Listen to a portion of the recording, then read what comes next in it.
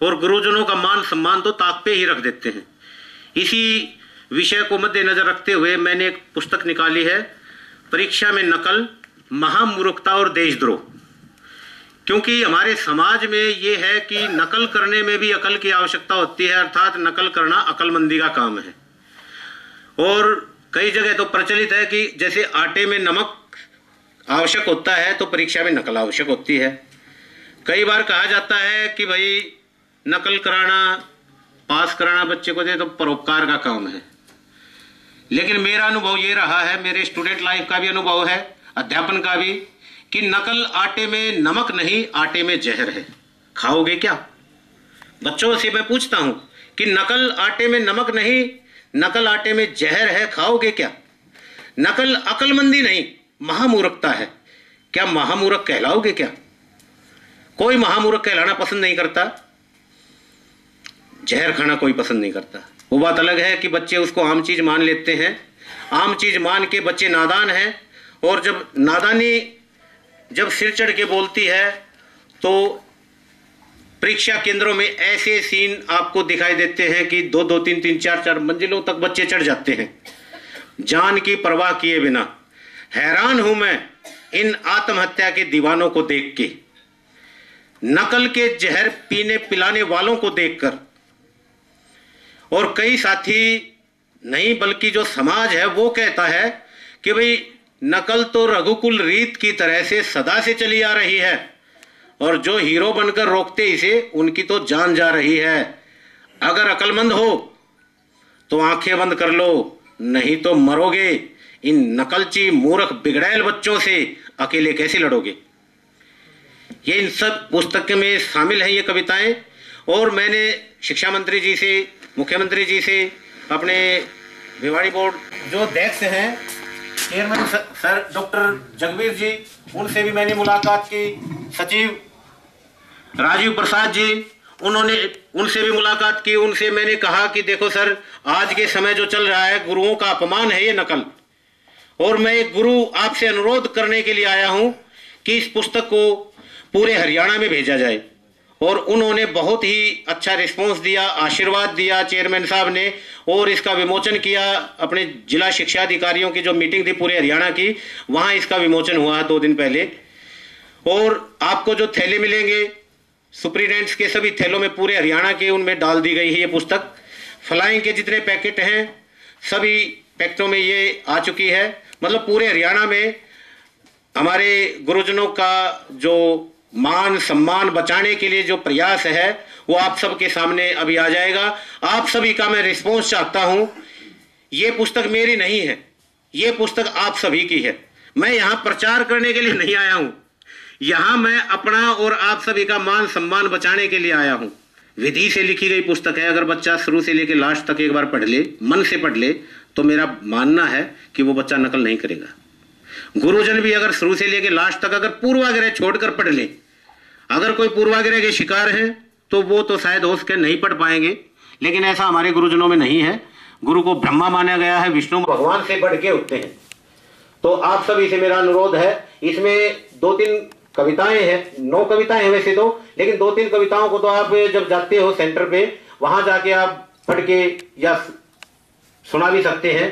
जैसे कि बच्चों को संबोधित कर सकते हैं कि बच्चों मत करो ये नकल, ये बेईमानी, ये आगे जाके कुछ काम नहीं आनी है। जहर की 2 बूंद मिलाने से स्वादिष्ट खीर भी जहर बन जानी है। अभी आप मानो या ना मानो, जानकर भी जानो या ना जानो, एक दिन आप असफलता के थपेड़े खाकर खुद कहोगे कि मैं तो सपनों में जी रहा था, अमृत मानकर जहर पी रहा था, मेरे दिमाग में था पागलपन का फोड़ा और नकल ने मुझे कहीं का नहीं छोड़ा। ये कुछ काम नहीं आनी है। ये मेरा भी अनुभव है और आप सभी का तो अनुभव है ही। इसलिए अंत में मैं यही कहना चाहता हूं कि ईमानदारी का रास्ता लाभकारी और आसान होता है। कहने में समाज में ये कहते हैं कि भाई ईमानदारी का रास्ता तो बड़ा मुश्किल होता है। इसमें एक कविता है बच्चों को प्रेरित करने के लिए, बहुत अच्छी कविता है। नकलची बच्चा महापुरुष और नादान होता है, ईमानदारी का रास्ता लाभकारी और आसान होता है।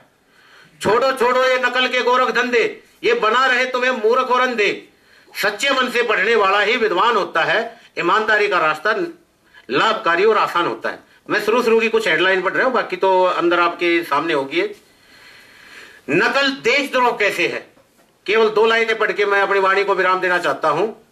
हमें आजादी दिलाने में देशभक्तों ने हंसकर जान लुटाई है। हमें आजादी दिलाने में देशभक्तों ने हंसकर जान लुटाई है। गाली देते हैं वे उनको जिन्होंने नकल की या कराई है। याद करो जब हमारे पूर्वज पढ़ने को तरसा करते थे। याद करो जब हमारे पूर्वज पढ़ने को तरसा करते थे, अन्याय अत्याचारियों के उन पे डंडे बरसा करते थे। जेलों में जाकर गोलियां खाकर वे मर मर कर जीते थे। हमारे उज्जवल भविष्य के लिए वे खून का घूंट पीते थे। कितने बलिदानों से मिला हमें पढ़ने का अधिकार। क्या बात समझिए आई है। हमें आजादी दिलाने में देशभक्तों ने हंसकर जान लुटाई है। स्कूलों पर करोड़ों रुपए खर्च करके ये देश सच्चा ज्ञान चाहता है। स्कूलों पर करोड़ों रुपए खर्च करके ये देश सच्चा ज्ञान चाहता है।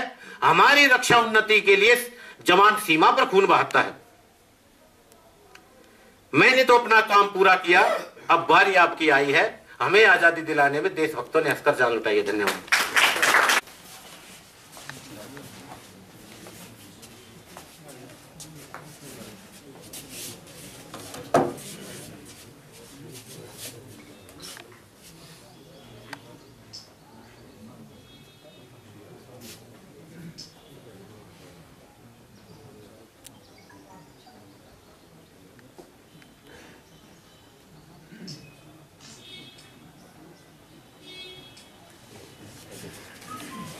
जैसे भी अपनी भावी पीढ़ी को हमने जो है पूरा प्रयत्न करना चाहिए।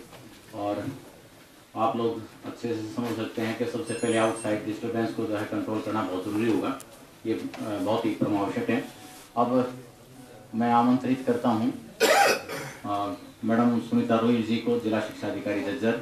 Madam DO madam please. Ram Bhagat Shastri ji बता रहे थे कि बच्चों के लिए नकल एक मीठा जहर है, और इस पर इन्होंने काफी अच्छा प्रयास भी किया है। जो हमारे सेंटर सुपरिटेंडेंट हैं, मैं देख रही थी कि सारे जो है पहले बहुत बार ये परीक्षा संपन्न करवा चुके हैं। बहुत अच्छा काम भी आप करते हैं, लेकिन फिर भी जैसे जो ये बुक अभी जो है देख रहे थे आप, इसके जो फ्रंट पेज पर कि स्कूल की जो बिल्डिंग है उस पर किस तरह से नकल करवाने के लिए जो है बहुत सारी जो बच्चे जो हैं वो चढ़ रहे हैं। तो वो सारे का सारा हमारा जो जितना अच्छा काम आप लोग करते हैं वो उसकी छवि जो है वो दुबिल कर देते। हालांकि वो भारी डिस्टर्बेंस है, तो इसमें विशेष जो योगदान जो है वो पुलिस का, गांव की पंचायत का, और इसमें कड़ी का काम जो आपका सुपरिटेंडेंट इन चीफ रहेगा उनका रहेगा। लेकिन आपने जब सेंटर की ओपनिंग करेंगे,